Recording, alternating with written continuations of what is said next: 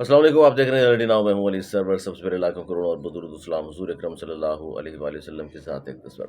दो खबरें जी। आज फरहान गनी जो चेयरमैन हैं चेनेसर टाउन के, जो वज़ीर बल्दियात सईद गनी साहब के भाई हैं, उनके साथ अदालत में आज क्या हुआ आप जानते हैं। उनके ऊपर इंसदाद दहशतगर्दी का मुकदमात यानी कि दफ़ात भी लगाई गई हैं, और वो और इनके दीगर लोग, कमर साहब और शकील चांदी और दीगर लोग जो हैं वो गिरफ्तार हैं, और बहुत सारे लोग दीगर करके जो जिनके नाम उनको नहीं आते थे मुद्दई को, वो छोड़ दिए गए हैं। तो वो भी ज़ाहिर है उनके खिलाफ भी कार्रवाई होगी।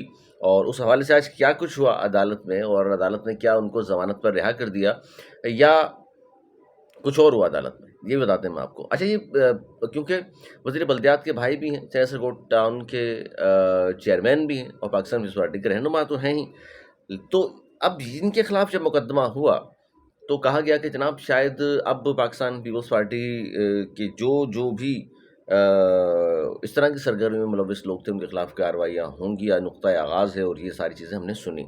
बहुत सारे लोगों ने फिर पीपल्स पार्टी के लत्ते लेना शुरू कर दिए कि ऐसी है और वैसी है, और उसमें वो लोग भी शामिल थे, इकरारुल हसन जैसे जो एंकर पर्सन है, जो एक ज़माने में पीपल्स पार्टी का दम भरा करते थे, कहा जाता है उनके बारे में। और फिर वो उस ज़माने में जब कराची में थे, ताल्लुक़ उनका पंजाब से, कराची आकर शोहरत, इज़्ज़त, दौलत सब कुछ कमा लिया, और फिर कराची के बारे में कहा करते थे वो, जब यहाँ लड़के पकड़े जाया करते थे एमक्यूएम के, कुछ तो किया होगा। इस तरह की बातें भी उस ज़माने में मीडिया पर आती रहीं कि वो इस तरह का ज़हन। बहरहाल उस पर मैं बाद में बात करता हूँ। खैर, तो हुआ ये कि फरहान गनी के बाद एक और रहनुमा पाकिस्तान पीपल्स पार्टी के, उनके खिलाफ भी इंसदाद दहशतगर्दी का मुकदमा दर्ज हो गया है। अब ये अलार्मिंग सिचुएशन है।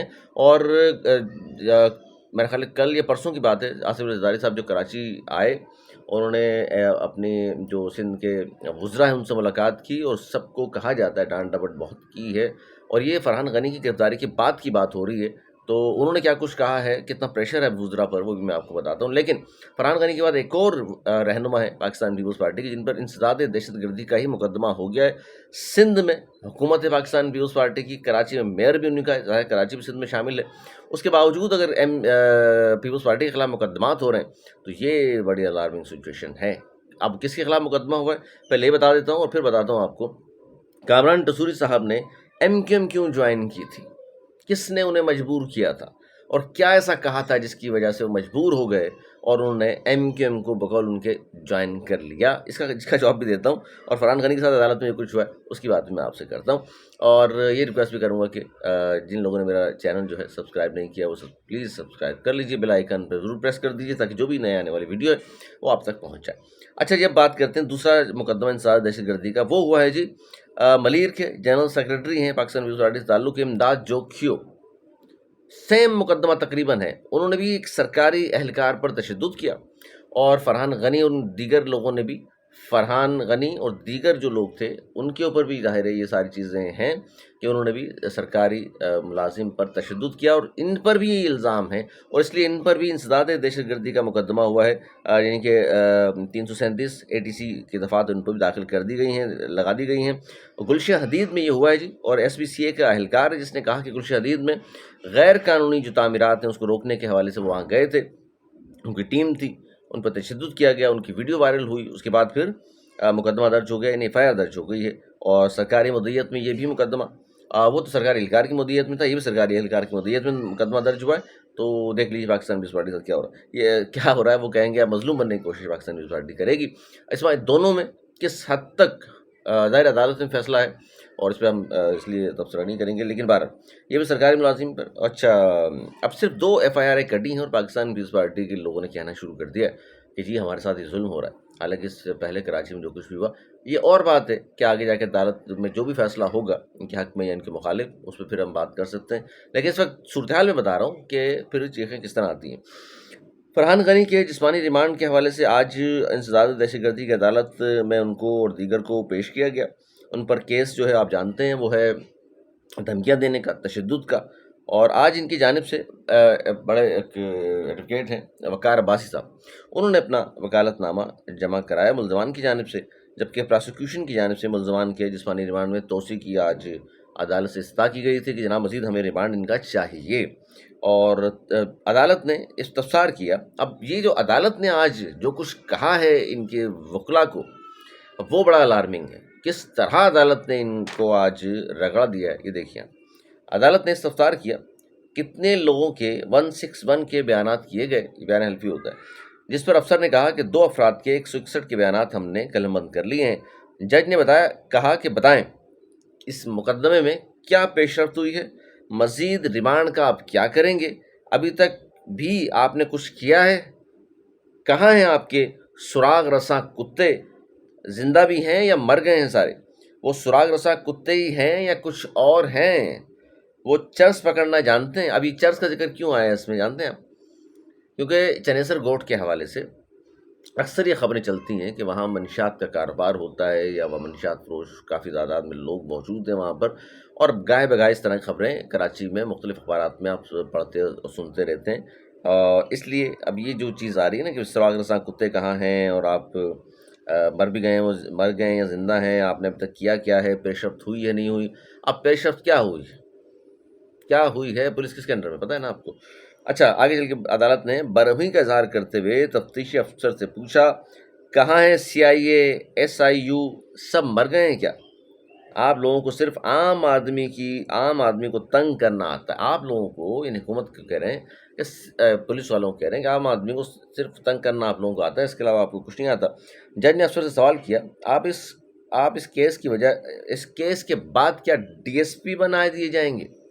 یعنی جس طرح کی سلو آپ چل رہے ہیں، کیونکہ ظاہر پریشر ہوگا ان پر بھی سندھ حکومت کا، لگتا ہے جس کی وجہ سے یہ طنز کیا جج صاحب نے کہ اتنا اچھا لے کے چل رہے ہیں آپ اس کو، لگتا جیسے اس کے بعد آپ کو DSP بنا دیا جائے گا. پھر انہوں نے پوچھا ایک جج نے بھی نمبر پلیٹ کی درخواست دی ہوئی ہے، اجرک والی نمبر پلیٹ کی، پیسے بھی دے دیے لیکن اس کے باوجود وہ جج ذلیل ہو رہے ہیں. بھائی یہ عام آدمی صرف دلیل نہیں ہو رہا، جج تک نے اپلائی کیا ہوا ہے، اور پروسیس ماشاءاللہ جس طرح کا ہے، جس طرح عام آدمیوں کو تذلیل کیا جاتا ہے، جج صاحب کے ساتھ بھی یہ ہو رہا ہے، ان کو بھی ذلیل کیا جا رہا ہے. اب تک ان کو نمبر پلیٹ نہیں ملی، میرا خیال ہے اب تو شاید مل جائے گی، جس طرح آج سرزنش کی ہے جج صاحب نے. پھر تفتیشی افسر نے کہا کہ مدعی نے جس نے مقدمہ درج کیا، جن کی جانب سے مقدمہ درج کرایا گیا یعنی حافظ سہیل صاحب، ان کی جانب سے ابھی گواہ پیش نہیں کی، جس پر جج صاحب نے تفتیشی افسر پہ برہم ہو گئے اور سرزنش کرتے ہوئے کہا مدعی گواہ پیش نہیں کر رہا تو کیا تم اس کے ملازم ہو؟ یعنی کہ کام تو تمہارا ہے، پھر تفتیش کیا ہو رہی ہے؟ عدالت نے بہرحال اس کے بعد پھر ملزمان کے جسمانی ریمانڈ میں 3 دن کی توسیع کرتے ہوئے ملزمان کو 30 اگست تک دوبارہ پیش کرنے کا حکم دیا ہے. 3 دن کا مزید ریمانڈ دے دیا ہے فرحان غنی صاحب اور دیگر ملزمان کا جن پر الزام ہے جو میں نے آپ کو سامنے رکھا، دھمکیاں دینا، تشدد، اس طرح کی. پھر ان پہ ATC کی دفعات بھی شامل کی گئی ہیں. اب وہ کہتے ہیں جی بہرحال فرحان غنی صاحب پیچھے کھڑے ہوئے تھے، وہ انہوں نے تشدد میں حصہ نہیں لیا، ان کے لوگ آگے تھے، وہ ویڈیو جو وائرل ہوئی اس کے مطابق. اور وہ آج لگتا یہ تھا بڑے پاکستان پیپلز پارٹی کے کارکنان یا جو فرحان غنی ان کے ساتھ جو دیگر لوگ تھے جو عدالت میں بھی آئے یا جو باتیں کر رہے تھے، ان سے لگتا یہ تھا کہ آج ان کو ضمانت مل جائے گی، لیکن ضمانت نہیں ملی بلکہ 3 دن کے ریمانڈ میں مزید توسیع ہو گئی ہے. دوسرا مقدمہ امداد جوکھیو جو جنرل سیکرٹری ہیں ولیر کے، ان پر بھی انسداد دہشت گردی درج کیا گیا، اس کی تفصیلات بھی میں دوں گا آپ کو. لیکن بیچ میں ذکر میں نے کیا تھا گورنر سندھ کامران ٹسوری صاحب کا، وہ بہت زیادہ خبروں میں رہنا جانتے بھی ہیں. ایک انٹرویو دیا انہوں نے، اس میں صحافی ان سے پوچھ رہے ہیں کہ جناب MQM کی کس چیز سے متاثر ہو کر آپ MQM میں شامل ہوئے ہیں؟ تو کامران ٹسوری صاحب نے فرمایا میں متاثر نہیں تھا، میں نے MQM سے متاثر تھا ہی نہیں. میرے پاس فاروق ستار صاحب آئے تھے اور انہوں نے آ کے مجھے بتایا کہ ہمارے ساتھ بڑا ظلم ہو رہا ہے، ہمارے دفاتر بند کرا دیے گئے ہیں، لوگ پارٹی چھوڑ کر جا رہے ہیں، ہمارے خلاف آپریشن ہو رہا ہے، شہر میں لوگ ہمارے اٹھائے جا رہے ہیں. تو ظاہر ہے مجھے اچھا لگا کہ فاروق بھائی نے اپنے دل کی بات مجھ سے کی ہے تو میں انکار نہیں کر سکا. نہ وہ MQM سے متاثر تھے، لیکن فاروق ستار صاحب سے سوال ابھی بنتا ہے کہ کامران ٹسوری صاحب تو اس وقت کسی بڑے عہدے پر تو تھے نہیں، نہ سرکاری ملازم تھے، اور تو ان کے پاس جا کر یہ کہنا کہ ہمارے دفاتر بند ہیں، لوگ پارٹیاں چھوڑ کے جا رہے ہیں، ہماری پارٹی چھوڑ کے جا رہے ہیں، ہمارے خلاف آپریشن ہو رہا ہے، شہر میں ہمارے لوگ اٹھ رہے ہیں، ہمارے ساتھ ظلم ہو رہا ہے، تو آپ شامل ہو جائیں. اور شامل ہو کے مطلب وہ کیا کرتے. لیکن ایک بات اور بھی ہے اس سے پہلے جو اس پارٹی میں وہ تھے یعنی پگارا صاحب کی، اس پارٹی میں آج بھی وہ ہوتے تو گورنر تو نہیں بن سکتے تھے، یہ تو MQM کی وجہ سے بنے ہیں، MQM کوٹے پہ بنے نا بھائی. اور وہاں رہتے ہوئے اتنا نام ان کا ہو نہیں سکتا تھا، کیونکہ وہاں رہتے ہوئے مطلب کہ وہاں جب تھے تو ظاہر اتنے لوگ تو آپ کو نہیں جانتے تھے۔ پھر ڈاکٹر فاروق ستار صاحب کی دوربین نگاہوں کو سلام ہے بھائی، جنہوں نے پہچان لیا کامران تصوری صاحب کو کہ یہ آدمی ہے جو ظلم بند کرا دے گا، جو ہمارے دفاتر کھلوا دے گا، جو پارٹی چھوڑ کے جا رہے ہیں ان کو واپس لے آئے گا، اور جو آپریشن ہو رہا ہے وہ رک جائے گا۔ اور یہ سارے کام پھر کامران تصوری صاحب نے نہ صرف کرا دیے، وہ کس طرح کرا دیے؟ ظلم ہو رہا تھا، دفاتر بند تھے، کافی سارے دفاتر کھل گئے، پارٹی چھوڑ کر جو جا رہے تھے مرجر کرا دیا نا، تو وہ بھی آ گئے۔ شہر میں لوگ اٹھائے جا رہے تھے، اب وہ ایم کیو ایم کے کم از کم لوگ نہیں اٹھ رہے، ان کے کہنے پہ چلے چھوڑے، تو ظاہر ہے اچھا لگا ان کو یہ بات کہ دل کی باتیں انہوں نے کر دی، تو لہٰذا پھر کامران تصوری صاحب نے ایم کیو ایم جوائن کر لی، اور آج ایم کیو ایم جناب نقطۂ عروج پہ پہنچ چکی ہے۔ 22 ایم این ایز موجود ہیں اور 36-37 ایم پی ایز موجود ہیں، اور وہ ایم پی ایز کیا کر رہے ہیں؟ وہ سندھ اسمبلی میں 200% اپنی تنخواہیں بڑھا لی ہیں ایم پی ایز نے، جس میں M Q M, Peoples Party, جتنے بھی وہاں پارٹیز کے ایم پی ایز ہیں سب نے ماشاء اللہ۔ میں نے کراچی میں ظلم ہو رہا ہے، زیادتیاں ہو رہی ہیں، سڑکیں ٹوٹی پھوٹی ہیں، پانی گھروں میں آ نہیں رہا، اب اس کے باوجود بھی ان پہ آواز اٹھانے کے باوجود، ان پہ آواز اٹھا کر دھرنا دینے کے بجائے 2-2%، اب 200% تنخواہیں اپنی بڑھوا لی۔ اس کی تفصیل بھی میں آگے آپ کو رکھوں گا۔ یہ ہمارے عوامی لوگ ہیں، یعنی بارش سے لوگ مر رہے ہیں، پریشان ہو رہے ہیں، سیلاب کا خطرہ سر پہ منڈلا رہا ہے۔ پاکستان پیپلز پارٹی کے لوگوں کو بھی سوال سے سوچنا چاہیے کہ مطلب سکھر سے بھی پانی کا گزرنا ہے، پنجاب کا جو حال ہے ہم سب کے سامنے، کراچی میں جو حال ہوا ہے صرف ایک بارش میں، میئر کی کارکردگی ہمارے سامنے ہے، ان سب کو بھول کر سب اکٹھے ہو جاتے ہیں اپنے کھانے کے لیے، اور وہی ہوا 200% اپنی تنخواہیں بڑھا لیں۔ مطلب یہ غریب لوگ ہیں جو اسمبلی میں بیٹھے ہوئے ہیں، ان کی تنخواہ نہیں بڑھتی تو یہ فٹ پاتھ پہ آ جاتے میرے اور آپ کی طرح۔ کیا ایسی صورتحال ہے ان کی؟ نہیں ہے نا؟ لیکن پھر بھی اپنی تنخواہوں کے مطلب عام غریب آدمی کی 200% تنخواہ کیوں نہیں بڑھوا دی بھائی آپ نے؟ اپنی 200% اضافہ کرا لیا انہوں نے۔ اس میں سب شامل ہیں، ایم کیو ایم بھی شامل ہے اس میں، Pakistan Peoples Party, P T I, سب شامل ہیں اس میں۔ کوئی آپ لوگوں سے مخلص نہیں ہے، یہ صرف باتیں۔ اپنا بہت خیال رکھیے گا، مجھے اجازت، پھر انشاءاللہ ملاقات ہوگی۔